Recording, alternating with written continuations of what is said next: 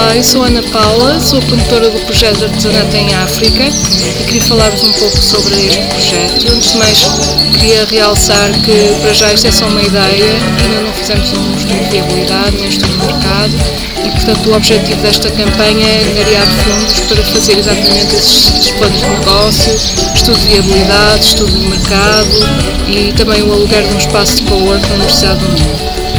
Como é que surgiu esta ideia? Portanto, eu faço, um dos meus hobbies é o crochê irlandês, acho que é uma atividade lindíssima. Infelizmente na Europa não é lucrativa porque exige muita mão de obra e, portanto, eu pensei em criar uma organização sem fins lucrativos para produzir objetos em crochê irlandês e miçangas também, tipo bolsas em miçangas, nomeadamente em países da África como Moçambique, é um país muito pobre.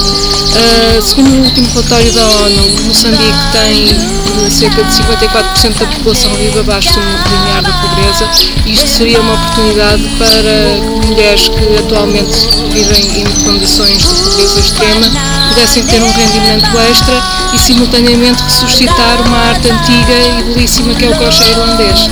Obrigada por me ouvirem e espero que façam uma contribuição e que eu possa levar este projeto avante tão interessante que acho que vai beneficiar muitas pessoas. Obrigada.